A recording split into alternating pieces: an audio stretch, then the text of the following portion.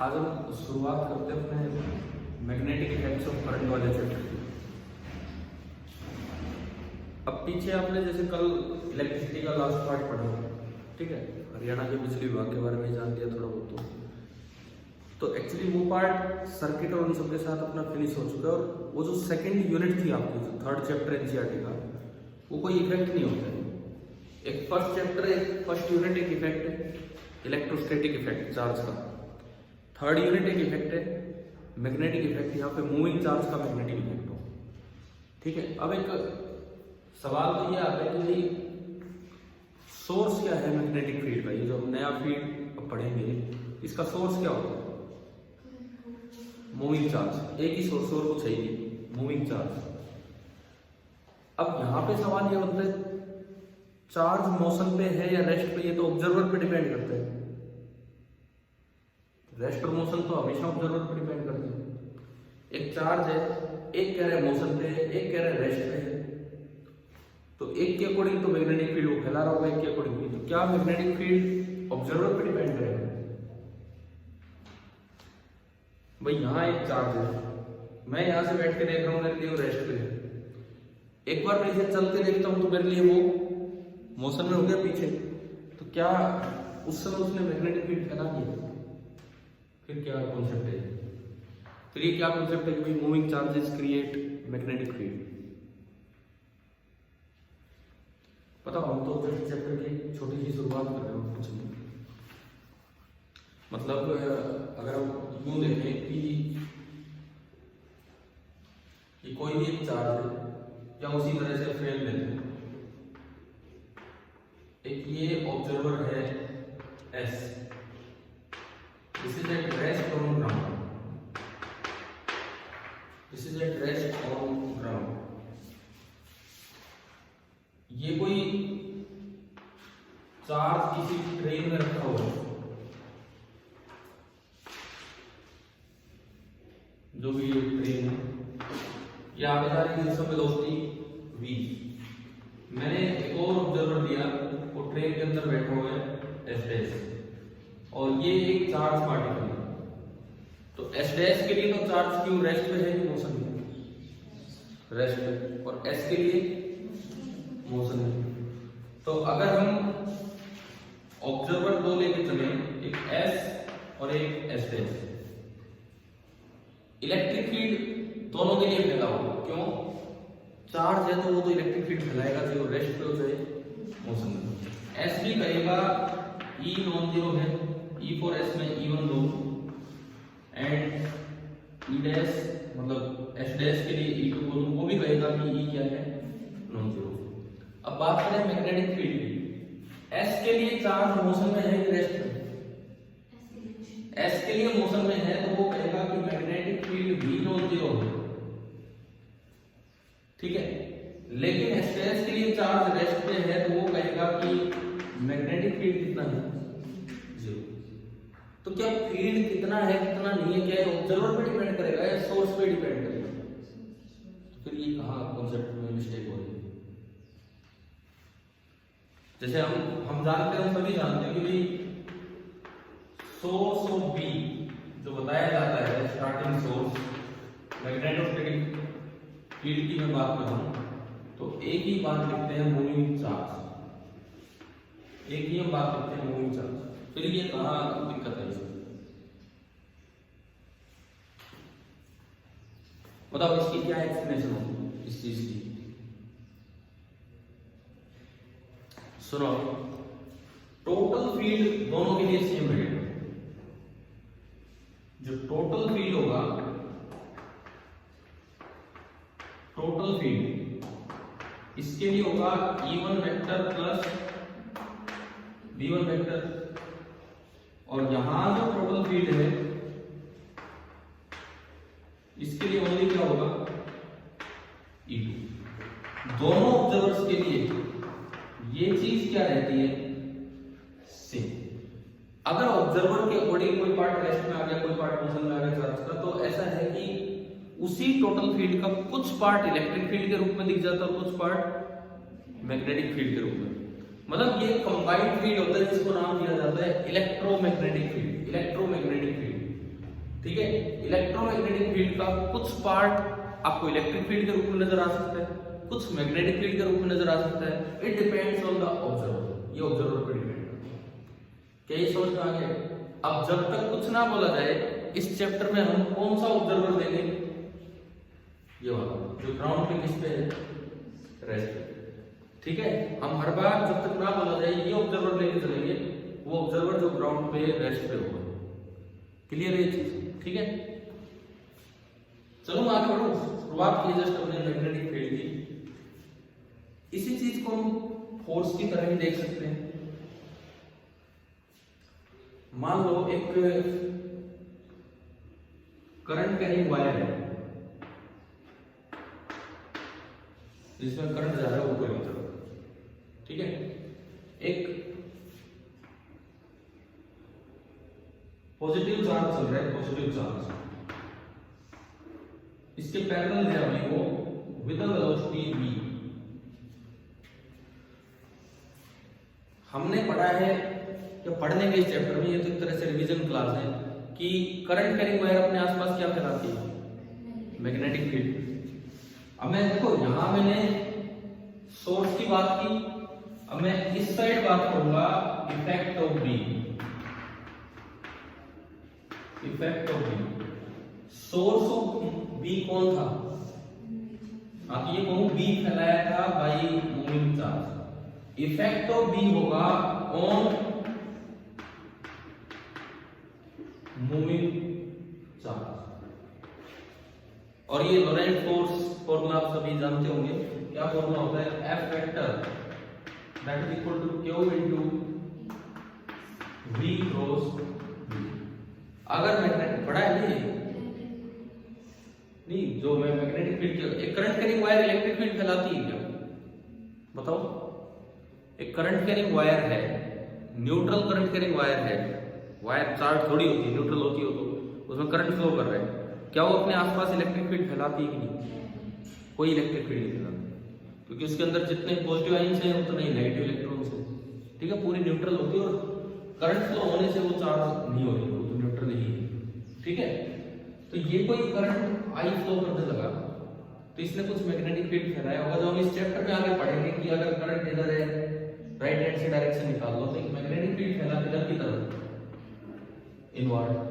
फिर ये फॉर्मूला आपने लगाया Q पॉजिटिव मान लो V क्रॉस B, V ऊपर V अंदर, तो V क्रॉस B आ रहा है समझ में? V ऊपर है, B अंदर है इसका, तो V क्रॉस B किधर आएगा? Towards the wire. और चार्ज पॉजिटिव है तो QV क्रॉस B भी टुवर्ड्स द वायर, ठीक है। यानी कि इस मूविंग चार्ज पे फोर्स किधर लगेगा? टुवर्ड्स द वायर, ठीक है, टुवर्ड्स द वायर। तो ये मूविंग चार्ज यूं मुड़ जाना, डेफिनेटली यूं मुड़ जाना। अब फिर वही बात है, एक बार इसको देख रहे हैं ऑब्जर्वर S, जो कि किसपे था? रेस्ट पे। मैंने एक बार एक और ऑब्जर्वर इसके पैरेलल बना दिया, वो एक ऐसी गाड़ी में बैठे हैं जो इस चार्ज के पैरेलल, उसकी भी स्पीड v है। अब बताओ S डैश के लिए चार्ज रेस्ट पे है कि मोशन में?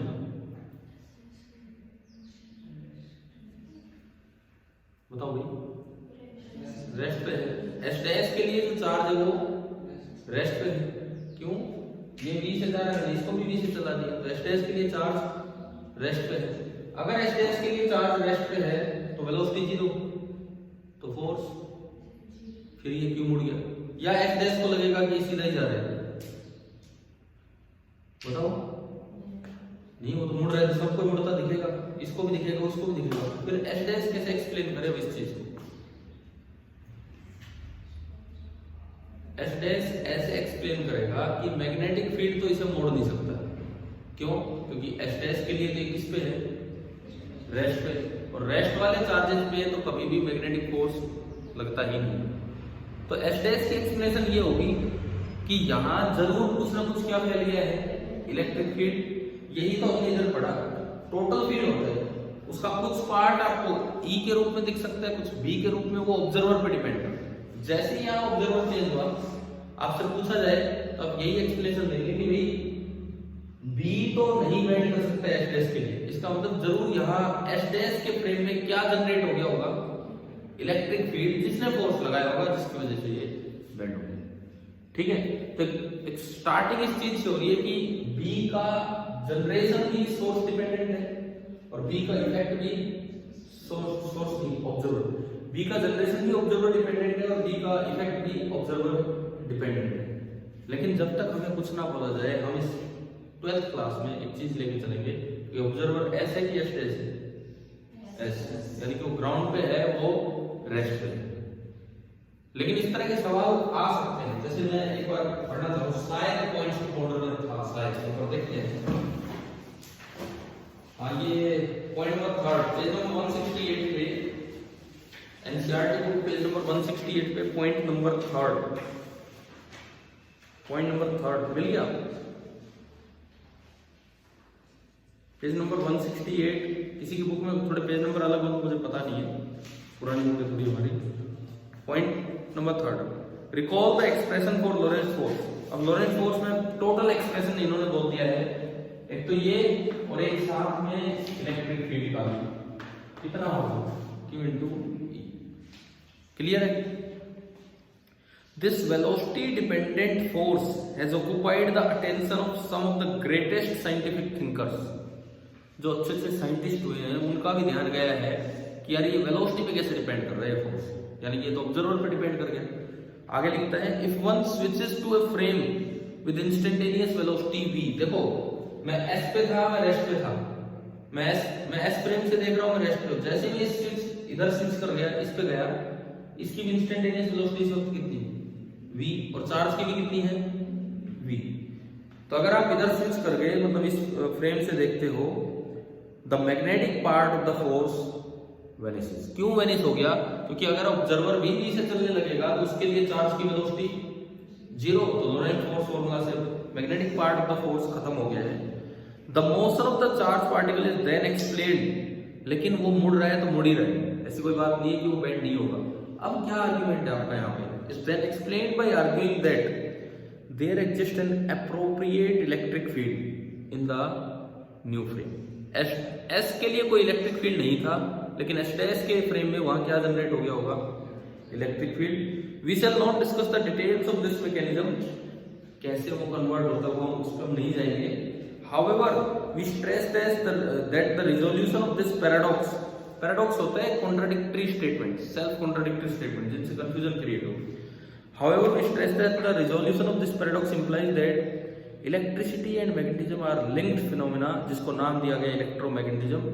And Lorentz force expression does not imply a universal preferred frame of reference in nature. मतलब कि ऐसा नहीं है कि लोरेंट्ज फोर्स का एक्सप्रेशन ने कह दिया कि मैग्नेटिक फोर्स 0 तो 0, मैग्नेटिक फोर्स है तो है ना, वो डिपेंड करेगा किस पे, फ्रेम पे। लोरेंट्ज फोर्स एक यूनिवर्सल लॉ नहीं है कि जो हर फ्रेम में आपको एक ही जवाब दे, वो फ्रेम टू फ्रेम वो अपने आंसर अलग अलग करेगा।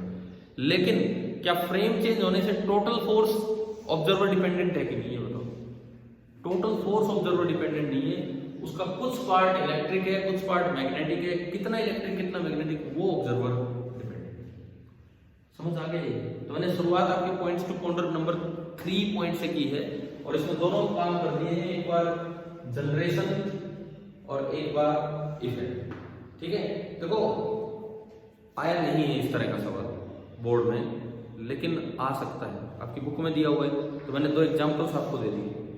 क्लियर हो गया है नहीं सभी? ठीक है, अपना जहां भी वो पॉइंट्स टू पाउंडर नंबर 3 है उसके आसपास मार्जिन भी है, काफी मार्जिन है, तो थोड़ा बहुत कोई एग्जांपल नोट करना चाहे तो वहीं लिख सकते हैं, ताकि समझ में आए कि क्या पॉइंट है।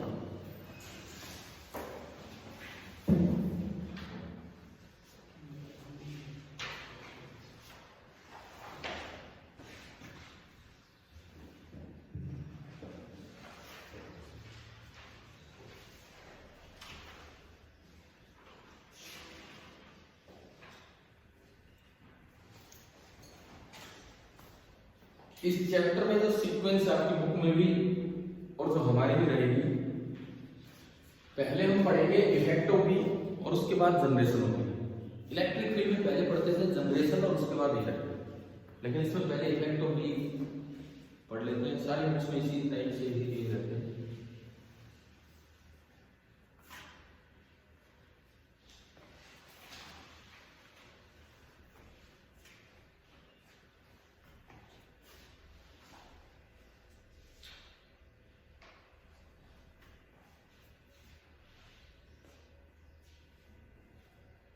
जो कल जो हमने ये पावर ट्रांसमिशन वाले काम किए थे, केस स्टडी टाइप क्वेश्चन बन के आते थे इस पे, जनरल सा केस ले लो, उस पर 3-4 सवाल।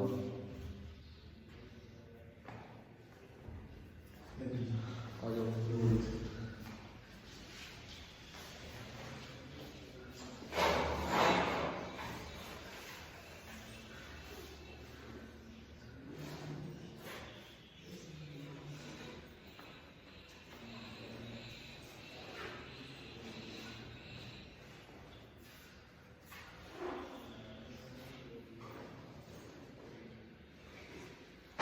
चले अब अगले काम पे।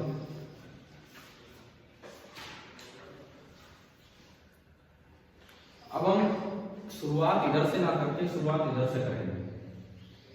इफेक्ट ऑफ पी, इसका कोई प्रूफ नहीं है इस फॉर्मूले का, जैसे इसका कोई प्रूफ नहीं होता है बराबर क्यू, इसका कोई प्रूफ नहीं है। एक्सपेरिमेंटली डिराइव्ड फॉर्मूला ये बता दो कि कुछ ऑब्जर्वेशंस करके इन्होंने सोचा था कि इस तरह का फोर्स लग रहा है, ठीक है।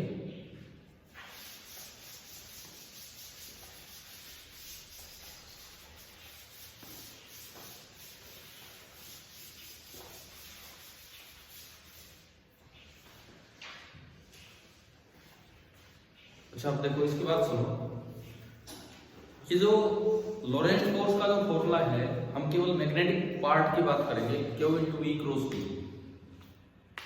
वैसे ये जो फोर्स की जो इक्वेशन है ना, QE + QV cross P total, आपको पता होगा आपके EM वेव चैप्टर में आता है कि 4 मैक्सवेल इक्वेशन कौन कौन सी, EM वेव चैप्टर में आता है 4 मैक्सवेल इक्वेशंस कौन कौन सी, पता भी है कि नहीं पता है। फर्स्ट इक्वेशन मैक्सवेल की थी, गोस लॉ इन इलेक्ट्रोस्टैटिक्स।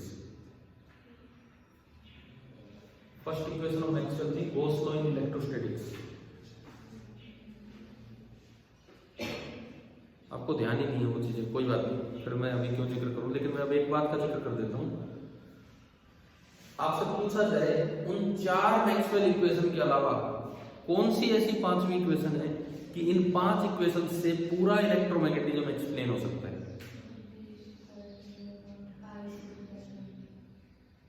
वो तो मैक्सवेल की इक्वेशन है, वो तो मैक्सवेल की ही इक्वेशन है।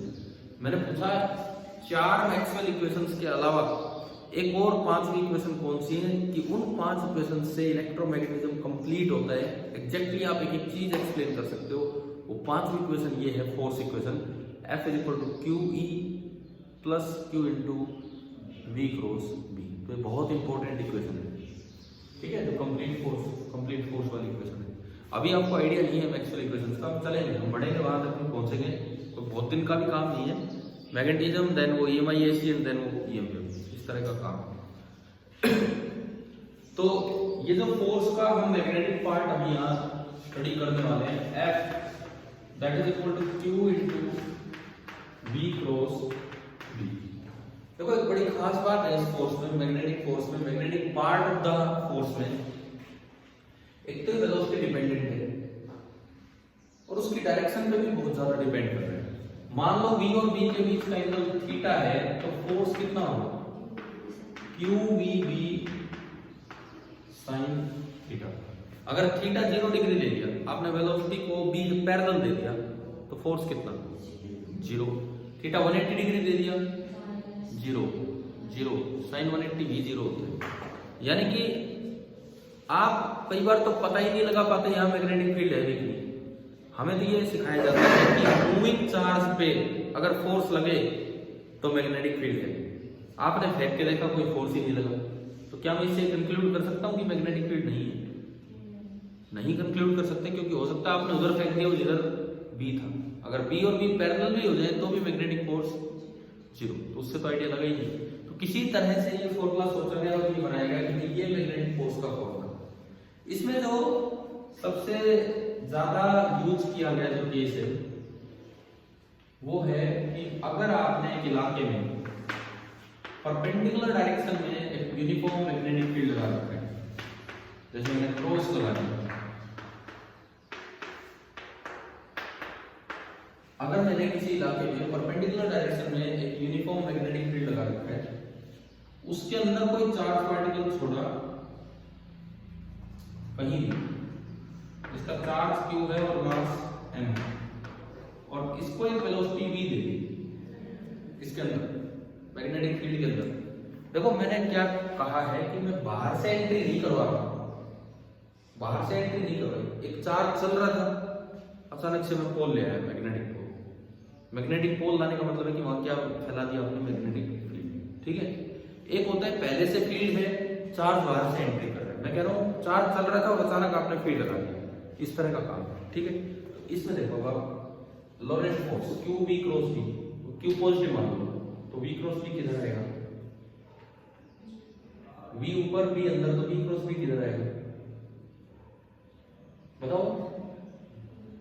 हाँ जी, ना तो b क्रॉस b, अरे v ऊपर b अंदर तो इधर आ रहा है, तो इस पे एक मैग्नेटिक फोर्स लगेगा इधर।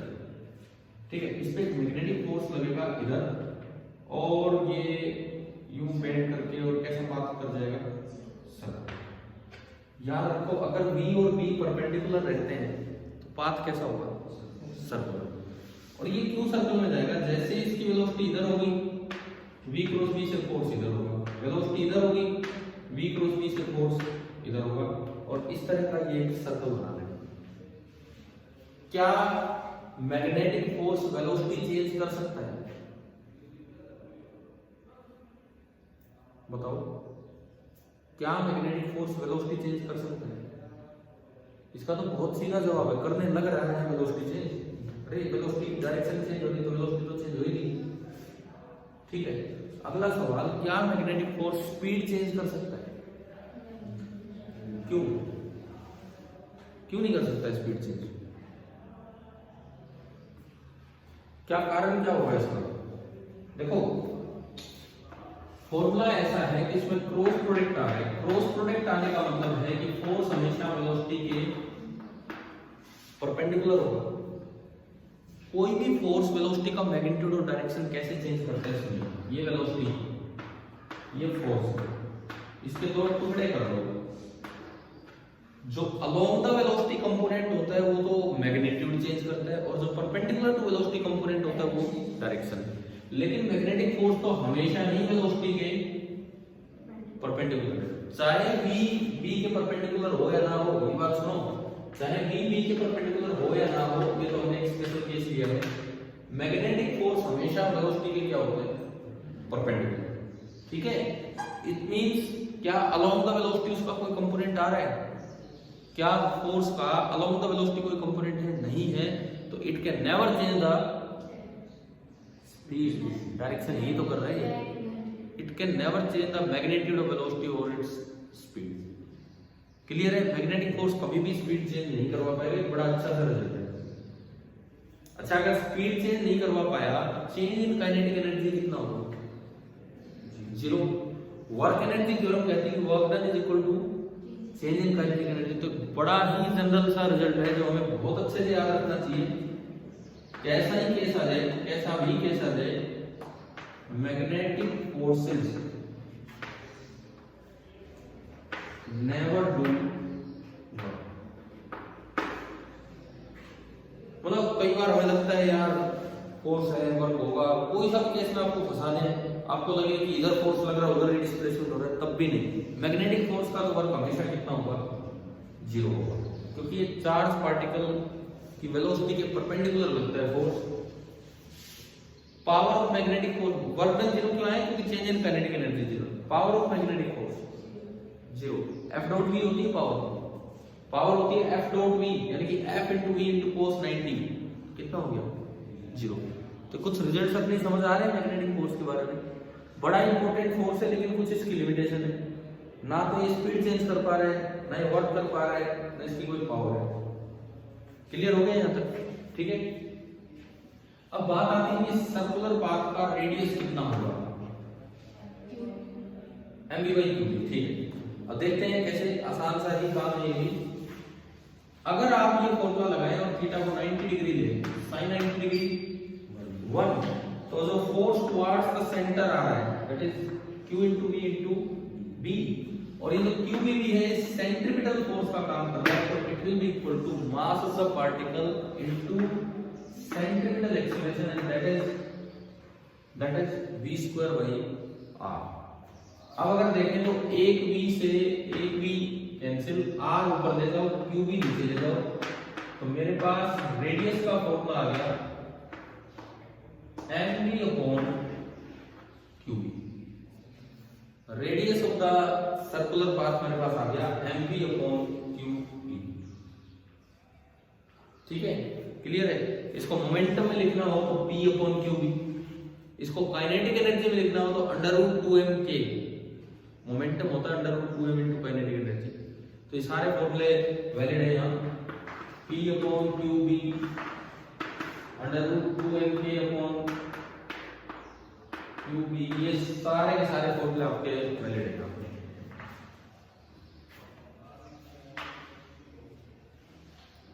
रेडियस आया समझ। अगली चीज टाइम पीरियड, कितनी देर में चक्कर पूरा हो गए, 2π/Q। टाइम पीरियड की मैं अगर बात करूं, क्योंकि ये यूनिफॉर्म स्पीड से चल रहा है, जब कोई चीज यूनिफॉर्म स्पीड से चलती है तो distance is equal to speed into time. एक पूरे चक्कर में डिस्टेंस कितना होगा, 2πr। स्पीड है इसकी v और टाइम पीरियड t।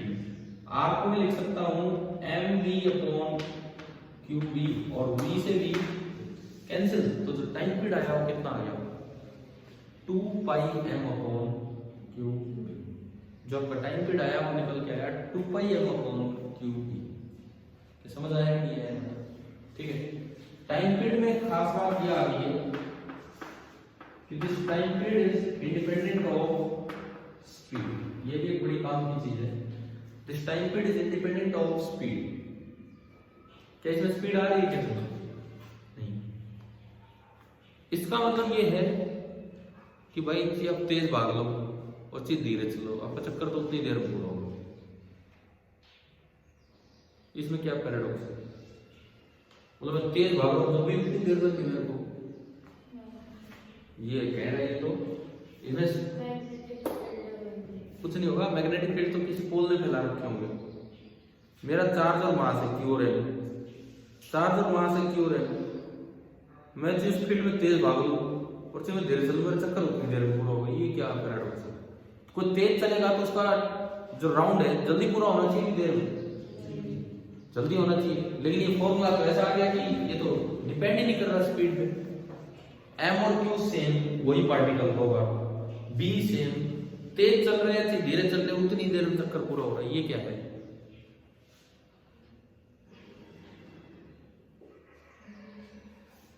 v कैसे सेम होगा? नहीं बताओ, इसको एक्सप्लेन तो करो आप।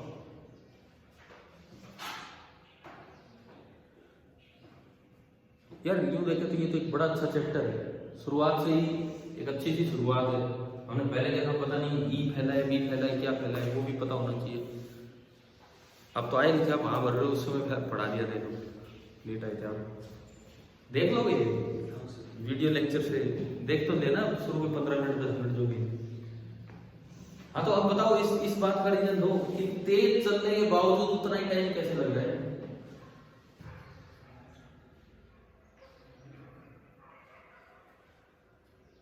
मतलब यार आप अपने आप तो कुछ सोचते भी नहीं हो गया, वैसे भी तो कुछ चीजें दिमाग में आनी चाहिए। मतलब क्या ऐसा पॉसिबल है क्या कि सब कुछ सेम है, वही एम क्यू वही बी सब कुछ सेम है। मान लो कहीं आप दौड़ लगा रहे हो, एक आदमी तेज भाग रहे हैं, एक धीरे भाग रहे हैं, दोनों टाइम सेम लग रहे हैं। क्या ऐसा पॉसिबल है? तो फिर ये तो होने लग रहा है। पॉसिबल है, ऐसा पॉसिबल है। कब पॉसिबल है? अगर उसी ग्राउंड में तेज भागने वाला बड़ा चक्कर में बड़े राउंड में घूम रहा हूं और धीरे भागने वाला छोटा सर्कल ले रहा हूं, तो क्या छोटे सर्कल में जो धीरे भागेगा और बड़े सर्कल में जो तेज भागेगा, क्या ऐसा पॉसिबल नहीं है कि दोनों को सेम टाइम लगे? तो यहाँ ऐसा ही होगा। आप वही चार्ज ले रहे हो, एक को धीरे फेंक रहे हो, एक को तेज फेंक रहे हो, तो सबसे पहली बात तेज वाले का चक्कर बड़ा हो जाएगा। क्यों? क्योंकि रेडियस किस पे डिपेंड करेगा? वेलोसिटी। बाकी सब तो सेम है, क्यू बी एम सब कुछ सेम है। वेलोसिटी ज्यादा करते ही रेडियस बढ़ गया तो राउंड भी तो बड़ा हो गया। समझ आ रहा है कि नहीं? ये इतनी सी चीज साइक्लोट्रॉन का प्रिंसिपल है। कि इतनी सी चीज साइक्लोट्रॉन का प्रिंसिपल है कि चाहे आप तेज भाग लो चाहे धीरे भाग लो, साइक्लोट्रॉन नाम तो सुना होगा आपका, टॉपिक है ना, उसका ये प्रिंसिपल है कि मैग्नेटिक फील्ड में चार्ज तेज चले चाहे धीरे चले, हर एक राउंड का टाइम पीरियड क्या रहता है, सेम। क्लियर है? ठीक है। अगर टाइम पीरियड से रिलेटेड एक दो और बातें की जाए, फ्रीक्वेंसी 1/टाइम पीरियड, तो वो हो जाएगी QB/2πm। एंगुलर फ्रीक्वेंसी 2π/टाइम पीरियड, 2π से 2π कट जाएगा। तो ये सारी चीजें ये एक जैसी चीजें होती हैं, frequency, angular frequency, time period, ये तीनों चीजें इंडिपेंडेंट है किससे, energy of the moving charge से, वेलोसिटी, एनर्जी। ठीक है, काइनेटिक एनर्जी क्या है उससे, समझ आ गए? ठीक है। अभी मैं एक बार इसको यूज करवाता हूँ, एक दो जगह इन चीजों को यूज करवाता हूँ, बिकॉज एक तो ये हो सकता है पहले परपेंडिकुलर फील्ड ले लिया, फिर ऑब्लिक फील्ड ले लिया, फिर और कुछ उस पे आएंगे अभी, लेकिन पहले एक बार ढंग से इन चीजों को यूज करें कि क्या है, कैसे हिस्टोरिकली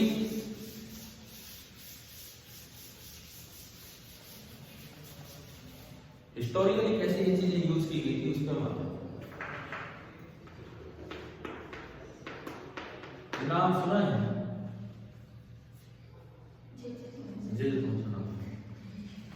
इलेक्ट्रॉन के बारे में जिन्होंने बताया, बताओ ना, इन्होंने इलेक्ट्रॉन का QM बताया था कि क्यों बताया?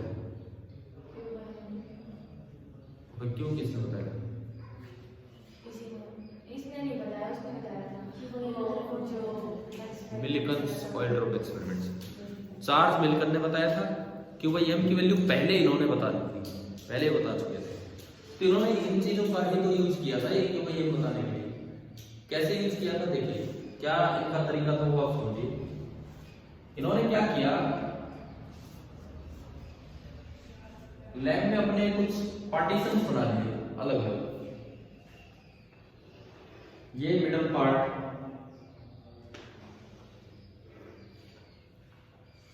ये लास्ट पार्ट, ये फर्स्ट पार्ट। इन्होंने लैब में अपने पार्टीशन बना लिए। फर्स्ट पार्ट में केवल E प्रेजेंट है, E नॉन जीरो है और B जीरो। सेकेंड पार्ट में E भी नॉन जीरो है और B जो है वो भी नॉन जीरो है। थर्ड पार्ट में E तो जीरो है और आपका B नॉन जीरो। इस अरेंजमेंट से उन्होंने QM की वैल्यू बता दी कि इलेक्ट्रॉन का QM क्या है। देखते हैं कैसे।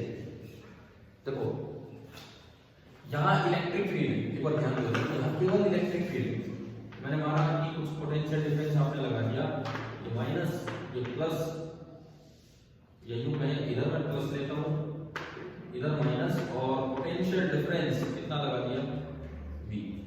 तो एक इलेक्ट्रिक फील्ड होगा किधर से किधर, हाई से लो, एक इलेक्ट्रिक फील्ड होगा। यहां से उन्होंने इलेक्ट्रॉन की बीम को चलने दी, यहां से इलेक्ट्रॉन एक्सेलरेट करके आता है और तो कुछ काइनेटिक एनर्जी के साथ यहां एंटर करेगा। समझ आ रहा है? इलेक्ट्रॉन कुछ काइनेटिक एनर्जी के साथ यहां एंटर कर रहा है। क्लियर है? इस इलाके में इन्होंने लगा दिए crossed E and B। Crossed का मतलब है परपेंडिकुलर, क्रॉस्ड का मतलब है परपेंडिकुलर। कैसे? ये ऊपर वाली प्लेट पॉजिटिव बना दी और नीचे वाली प्लेट नेगेटिव, तो एक इलेक्ट्रिक फील्ड इधर की तरफ हुआ और अंदर की तरफ मान लो क्या लगा दिया, पोल्स लगा दिया इधर और पीछे, नॉर्थ साउथ पोल लगा दिया। ठीक है, अंदर की तरफ फैला दिया मैग्नेटिक फील्ड। अब जैसे ही एक इलेक्ट्रॉन एंट्री लेगा, जैसे ही एक इलेक्ट्रॉन एंट्री लेगा, इस पे दो फोर्स लगेंगे, एक इलेक्ट्रिक फोर्स और एक मैग्नेटिक फोर्स। इलेक्ट्रिक फोर्स किधर लगेगा, ऊपर की तरफ। इलेक्ट्रिक फोर्स लगेगा ऊपर की तरफ। कारण ये है कि जो आपका चार्ज है वो नेगेटिव है, इलेक्ट्रॉन पे चार्ज नेगेटिव है, तो इलेक्ट्रिक फोर्स इस पे लगेगा ऊपर। कितना लगेगा, Q into E। Magnetic force किधर लगेगा,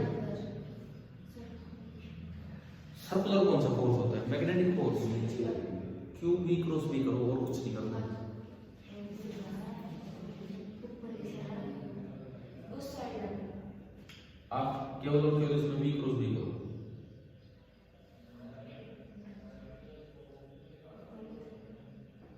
फिर क्यू का साइन नहीं देखा जाता उसमें। v क्रॉस b किधर आ रहा है? ऊपर। तो q into b cross b किधर आएगा? चार्ज नेगेटिव नीचे। समझ आ रहा है? जैसे इलेक्ट्रिक फील्ड नीचे था तो इलेक्ट्रिक फोर्स किधर लगा? ऊपर। v आगे b अंदर, राइट हैंड थंब रूल से v क्रॉस b ऊपर, लेकिन q नेगेटिव है तो q into b cross b नीचे। इसका मतलब इस पे ना एक लग जाएगा नीचे की तरफ मैग्नेटिक फोर्स F मैग्नेटिक। कितना लगेगा?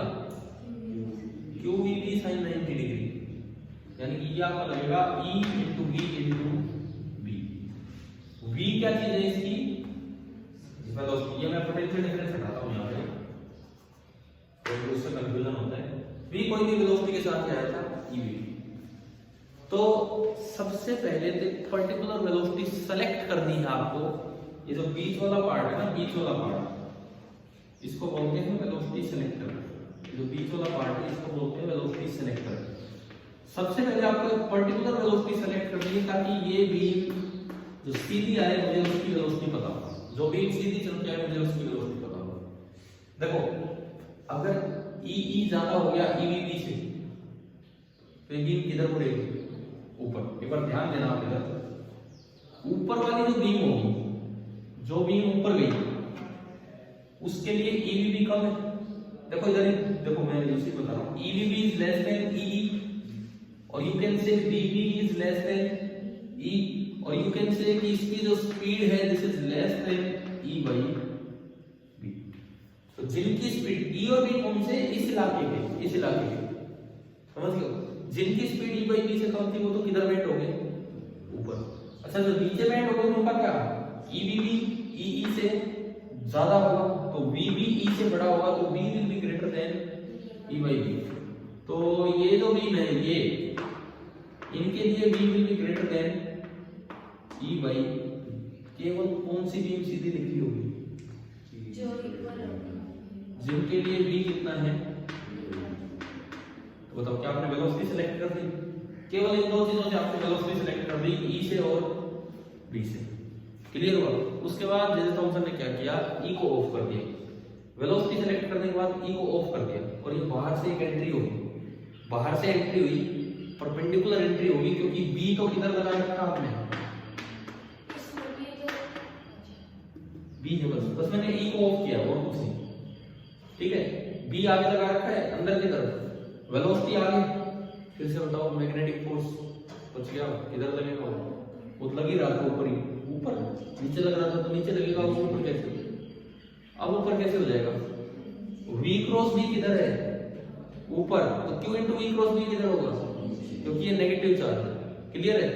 जैसे ही आपने इलेक्ट्रिक फील्ड ऑफ किया, ये जो बीम है, ये जो बीम है ये यू बेंड होगी और एक सेमी सर्कल में जाएगी। समझ लो, पूरा तो हो नहीं पाएगा सर्कल, सेमी सर्कल में कन्वर्ट होगी, यानी कि this is semi circular path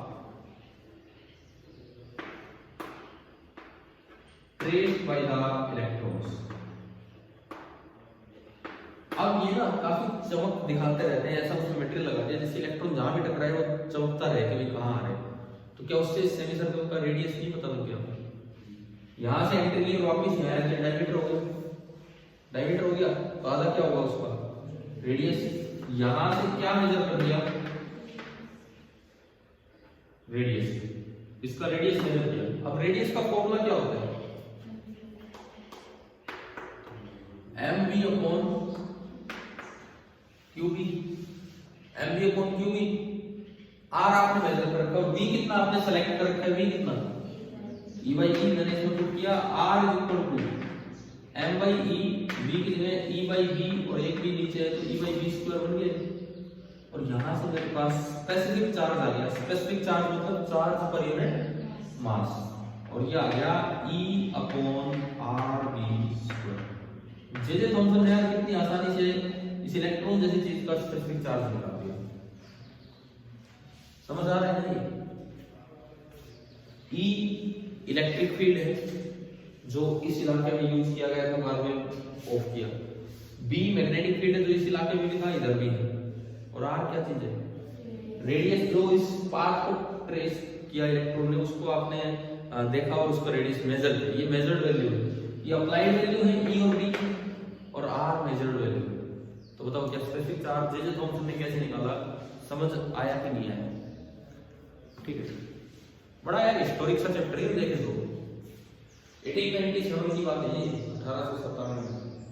और ये जो एक और डिवाइस होती है मास स्पेक्ट्रोग्राफ, उसमें ये चीजें यूज होती हैं, सारा यही कॉन्सेप्ट है बिल्कुल सेम। उसके बाद कुछ साल बाद मिलिकन ने ऑल्ड्रोप एक्सपेरिमेंट किया, जिससे फिर इलेक्ट्रॉन का क्वांटाइजेशन और उसका चार्ज पता लगा क्या है। और चार्ज पता लग गया, ये भाई पहले से ही पता था, तो फिर वहां से इलेक्ट्रॉन का मास भी कैलकुलेट हो गया।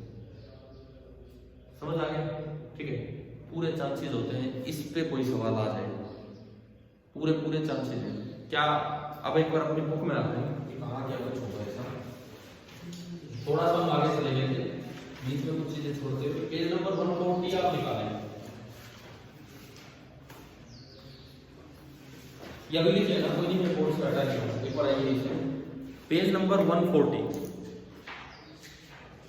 मिल गया, टॉपिक 4.4। पेज नंबर सेम चल रहे हैं ना आपकी किताब में भी? मुझे लगा कोई नई बुक में थोड़ा बहुत अलग हो गया। Motion in combined E and B, और इसका पहला टॉपिक क्या दिया इन्होंने? वेलोसिटी सेलेक्टर्स अरेंजमेंट का एक पार्ट है। ठीक है, एक बार हम पढ़ते हैं यहाँ पे। You know that charge Q moving with velocity V. यार मैं इसलिए पढ़वाता हूँ, आपकी खुद बुक रीडिंग की हैबिट बने, चीजें तो यहीं से सीखने को आएंगी। हर एक चीज हो सकता है क्लास में आए, यहाँ मिलेगी सारी की सारी बातें। You know that charge Q moving with velocity V in the presence of both E and B, तो उस पर फोर्स लगता है, ये Lorentz force expression Q E plus Q B cross B. ये जो बोल्ड कर रखा होता है लेटर, इसका क्या मतलब होता है? वेक्टर साइन लगा हुआ ऊपर। ये जो भी लेटर बोल्ड करते हैं इसका मतलब है कि सिंपल ये लिख के और उसके ऊपर वेक्टर साइन लगा हुआ है। ठीक है, we shall consider the simple case in which the electric and magnetic field are perpendicular and also perpendicular to velocity. क्या ये वही केस नहीं हो गया? यहाँ देखो बीच वाले इलाके में वेलोसिटी आगे, बी अंदर, ई नीचे, तो क्या तीनों एक दूसरे के परपेंडिकुलर बन गए कि नहीं? बने हैं ना, ई भी तीनों परपेंडिकुलर। ठीक है, तो ये इन्होंने आई कैप जे कैप के कैप में कन्वर्ट कर लिया। आप पढ़ लेना इसको तो बाद में समझ गए। मैंने वैसे आपको बता दिया राइट हैंड थंब रूल से इन्होंने आई कैप जे कैप के कैप। तो इन्होंने उस पर ध्यान दिया कि जो अनडिफ्लेक्टेड चार्ज गया है, अनडिफ्लेक्टेड वो गया होगा जिसपे नेट फोर्स कितना होगा? 0, और उसके लिए v निकाला तो v कितना आ गया? E by B. समझ आ रहा है? ये लिखा हुआ यहाँ पे, पढ़ना ये खुद जाके। अब आगे पढ़ते हैं इसमें क्या है। This condition can be used to select the charged particles of a particular velocity out of a beam containing charges moving with different speeds irrespective of their charge and mass। ये लाइन एक बड़ी important line है। क्या लिख रहे हैं? कभी अगर ऐसा हो कुछ चार्ज पार्टिकल आ रहे हैं, प्रोटॉन आ रहा है, अल्फा पार्टिकल आ रहा है, कितना ही चार्ज हो कितना ही मास हो, irrespective of mass and charge. मेरी रिक्वायरमेंट ये नहीं है कि मुझे प्रोटॉन चाहिए कि अल्फा चाहिए, मेरी रिक्वायरमेंट है कि मुझे 5 मीटर पर सेकंड से चलने वाले चार्ज चाहिए। आने दो, सबको आने दो, कोई सा भी आ रहा हो, मुझे 5 मीटर पर सेकंड वाली बीम बनानी है, चाहे उसमें प्रोटॉन हो, चाहे उसमें अल्फा पार्टिकल हो, चाहे लिथियम 3+ हो, कोई सा भी हो। ठीक है, तो उसके लिए मैं क्या यूज करूं? Velocity selector. क्योंकि इससे जो वेलोसिटी सेलेक्ट हो रही है वो केवल आपने यहाँ कितना ई और बी लगाया उस पर डिपेंड कर रही है, ना कि आने वाले के चार्ज और मास। समझ आ गया ना? ऐसे आ सकता है सवाल कि name a device which selects the charges according to their velocities irrespective of their charge and mass or irrespective of their nature। मैं एक बार फिर से रिपीट कर दूं, मेरे को एक बीम दी गई है जिसमें प्रोटॉन भी है, अल्फा पार्टिकल भी है, इलेक्ट्रॉन भी है, कई तरह के चार्जेस हैं। मुझसे कहा गया है कि कुछ पर्टिकुलर वेलोसिटी वाले चार्ज भी आपको अलग करने चाहिए, प्रोटॉन आ जाए, कुछ आ जाए, तो उसके लिए मुझे क्या यूज करना पड़ेगा? Velocity select. मुझसे कहा जाए कि 5 मीटर पर सेकंड वाले सेलेक्ट करो, तो मैं ई और बी की वैल्यू ऐसे ही सेट कर दूं इसमें कि ई बाई बी की वैल्यू कितनी आ जाए? 5 तो अपने आप 5 वाले बाहर आए, बाकी कुछ ऊपर पड़ेगा कुछ नीचे। के लाइन क्लियर है ना? ठीक है, आगे देखिए। The crossed E and B field, crossed मतलब perpendicular, crossed E and B field therefore serve as a velocity selector. Velocity selector को वेलोसिटी फिल्टर भी बोल दिया जाता है कई बार, काम तो एक ही है, फिल्टर करना ही है। फिल्टर मतलब छांटना। Only particles with speed e by v pass undeflected through the region of cross field. जिसकी वेलोसिटी e by v से कम है, हमने देखा अभी, वो इस डायग्राम में ऊपर मुड़े, ज्यादा है नीचे मुड़े, केवल ये वाले सीधे गए। आगे देखो, this method was employed by J Thomson in 1897 to measure the charge to mass ratio of the electron. आप बताओ क्या समझ आ गया जे थॉमसन ने कैसे कैसे इसको यूज किया था? उन्होंने एक स्टेप और आगे किया था, यहाँ पे हमने पढ़ी दिया, वेलोसिटी सेलेक्ट करने के बाद E को ऑफ कर दिया, ओनली B रखा, पार्टिकल को ट्रेस किया कहाँ कहाँ जा रहे हैं, उसका रेडियस मेजर किया और रेडियस मेजर करके E by M निकाला। तरीका आ गया नहीं, लाइन लिखी मैंने वही आपको समझाई कि कैसे। This principle is also employed in mass spectrometer, a device that separates the charged particles according to their charge to mass ratio। ये कैसे है? थोड़ा सा मैं इसका विज़ुअल कर देता हूँ। ये कह रहा है कि यही सेम वेलोसिटी सेलेक्टर का यूज मास स्पेक्ट्रोमीटर में भी किया जा सकता है। मास स्पेक्ट्रोमीटर एक ऐसी डिवाइस है जो चार्जेस को सेपरेट करती है अकॉर्डिंग टू देयर ना, क्या लिखा है, according to their charge to mass ratio. कैसे? देखो, आपने एक बार सेम वेलोसिटी के चार्ज सेलेक्ट कर लिए, आपने सेम वेलोसिटी के चार्ज सेलेक्ट कर दिए यहाँ पे। अब जितने भी चार्ज आ रहे हैं सबकी वेलोसिटी सेम है, यहाँ पे v लगा रखा है, ओनली v।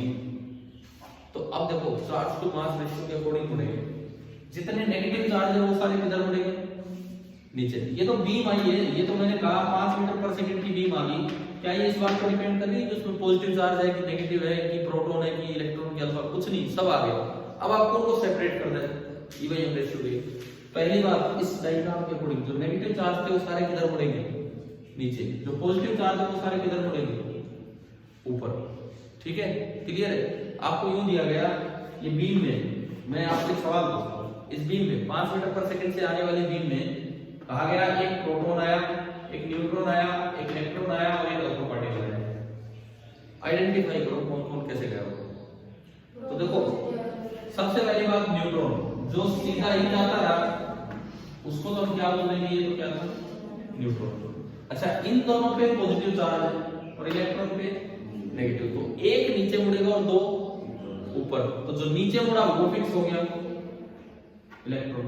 अब दो ऊपर मुड़ेंगे और उनका एक का रेडियस कम होगा, एक का रेडियस ज्यादा। अब उसमें यहां से आइडेंटिफाई करना है, रेडियस का फॉर्मूला होता है mg by qb।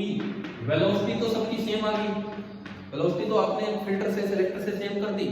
अब आप इधर आओ, v सेम b सेम, यानी कि r किसमें प्रोपोर्शनल है, m by q। अब पहले मैं बात कर रहा हूं प्रोटॉन, प्रोटॉन का मास है और चार्ज e, अल्फा पार्टिकल का मास 4m और चार्ज 2e, 2 टाइम्स होगा। अल्फा पार्टिकल के लिए जो m by q है वो 2 टाइम्स है, यानी कि अल्फा का रेडियस ज्यादा होगा। तो ये वाला जो है ये आपका होगा अल्फा पार्टिकल और ये जो बच गया ये प्रोटॉन। क्या देखो, लाइन लाइन से सवाल बन रहे हैं, समझ आ रहा है? इसने यूज किया, एक लाइन में लिखा, जे थॉमसन ने E by M निकाला, आपसे यही सवाल पूछ लिया जाएगा, एक डायग्राम आगे बना के E by M पूछे। अगले में लिखते हैं मास स्पेक्ट्रोग्राफी में, स्पेक्ट्रोमीटर में इसका यूज होता है। कैसे यूज होता है वो मैंने आपको बताया। क्वेश्चन में 4 डायग्राम दिखा रखे हो, ये 1 2 3 4, आपको रिलेट करना आ जाएगा 4 ऑप्शन। समझ आ गया? मतलब हमने यहाँ इसके साथ अपना वेलोसिटी सेलेक्टर भी क्लियर कर दिया। देखो, सीक्वेंस छोड़ दी बीच में, अभी तो पीछे बहुत कुछ बचा हुआ है। अगर हम देखें तो क्रॉस्ड E and B पे हम आ गए थे, अभी तो पीछे बहुत कुछ बचा हुआ है कि हमने पढ़ा सर्कुलर पाथ, फिर होगा आधा सर्कुलर पाथ, पूरा तो तभी हो पाएगा जब फील्ड में कंप्लीट हो रहेगा। अगर बाहर से एंट्री लेगा तो कभी भी कंप्लीट नहीं हो पाएगा। फिर पढ़ेंगे हेलिकल पाथ, अगर ओब्लिक एंट्री लेगा तो हेलिकल पाथ है। ये सारा काम तो हमें करना है, लेकिन हाँ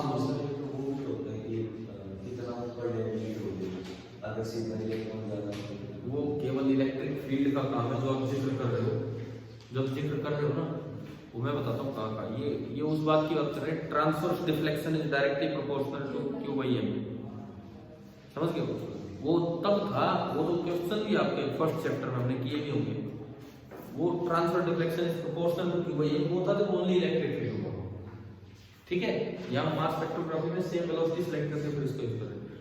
अब एक बार ये बताओ, क्या यहाँ तक जो आज मैंने पढ़ाया क्या समझ आ गया? मैं एक बार जस्ट रिपीट करता हूँ 5 मिनट। हमने शुरुआत क्या क्या की, आप भी बताना कोई सीक्वेंस अगर रेडी है। शुरुआत हमने ऐसे की कि हमने पूछा सोर्स ऑफ मूविंग चार्ज ना सोर्स ऑफ मैग्नेटिक फील्ड क्या है, तो आपका जवाब था करंट या moving charge. Moving static charge अगर होगा वो इलेक्ट्रिक फील्ड फैलाएगा, लेकिन अगर एक्स्ट्रा उसमें मोशन आ जाए तो इलेक्ट्रिक फील्ड के अलावा वो कौन सा फील्ड फैला देता है? Magnetic field. करंट के लिए वायर न्यूट्रल रहती है, इसलिए इलेक्ट्रिक फील्ड नहीं फैलाती, वो ओनली क्या फैलाती है? Magnetic field. फिर इफेक्ट किस पे होता है मैग्नेटिक फील्ड का? Moving charge. रेस्ट वाले चार्ज पे मैग्नेटिक फील्ड कोई फोर्स नहीं लगाता, मूविंग चार्ज पे फोर्स लगाता है कितना? Q into V cross V। Moving charge पे ही फोर्स लगता है। लेकिन हमने जो आपका पॉइंट्स टू पॉइंट का पॉइंट नंबर 3 था वहां से शुरुआत की आज की क्लास में। तो मैंने आपको दो एग्जांपल दिए, एक बार जनरेशन ऑफ B और एक बार इफेक्ट ऑफ B। दोनों ही वेलोसिटी डिपेंडेंट है, दोनों ही वेलोसिटी डिपेंडेंट है, क्योंकि कोई चार्ज रेस्ट पे है कि मोशन में वो ऑब्जर्वर पे डिपेंड करेगा। इसका मतलब उसने मैग्नेटिक फील्ड फैलाया कि नहीं, वो ऑब्जर्वर पे डिपेंड करेगा। ऐसे ही उसका किसी पे असर होगा कि नहीं, वो डिपेंड करेगा टेस्ट चार्ज मोशन पे है या रेस्ट में, और वो भी ऑब्जर्वर पे डिपेंड करता है। तो मैंने उसका कंक्लूजन आपको ये दिया, टोटल फोर्स या टोटल फील्ड एक चीज होती है, उसका कुछ पार्ट इलेक्ट्रिक के रूप में दिख सकता है, कुछ पार्ट मैग्नेटिक, वो ऑब्जर्वर पे डिपेंड करते हैं। लेकिन जब तक कुछ ना दिया जाए हम कौन सा ऑब्जर्वर लेके चलेंगे? एस जिस जो ग्राउंड के रिस्पेक्ट में रेस्ट है। क्लियर है? अपनी तरफ से हम ये चीजें नहीं लेके चलेंगे। आप जो थोड़ा लेट आए थे आप एक बार देख लेना ये लेक्चर ना थोड़ी देर बाद।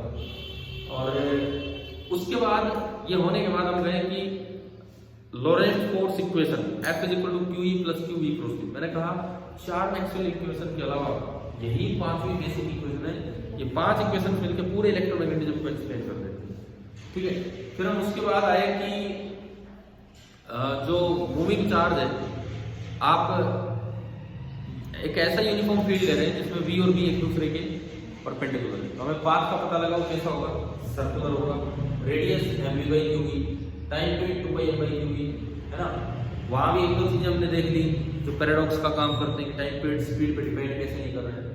अच्छा, उसके बाद ये सब होने के बाद फिर हम उसका यूज लेके आए कि भाई ये जो आपने अभी जो सीखा है ये कैसे हिस्टोरिकली यूज होगा। अच्छा, वो टाइम पीरियड इंडिपेंडेंट वी से वो किसका प्रिंसिपल है? साइक्लोट्रॉन का। वेलोसिटी सेलेक्टर के नीचे ही आपका अगला टॉपिक है साइक्लोट्रॉन। अगली क्लास में कुछ फिनिशिंग करेंगे, कुछ पीछे का पार्ट कुछ ये।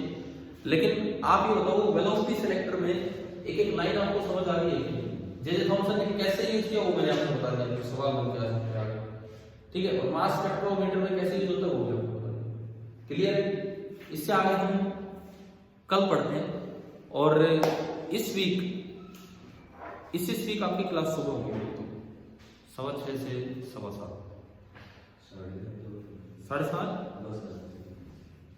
तो 15 मिनट है पीछे। अरे यार तैयार हो क्या है करो, तैयार हो क्या है करो, उसमें क्या है? देखो इस वीक की मैं बात कर रहा हूँ अभी संडे तक मैं शाम को क्लास नहीं ले सकता हूँ। तो आज कौन सा डे हो गया? थर्सडे तो गया, थर्सडे गया ना आज, फ्राइडे सैटरडे संडे 3 दिन की बात है। 3 दिन आपकी क्लास सुबह ही होगी। ठीक है।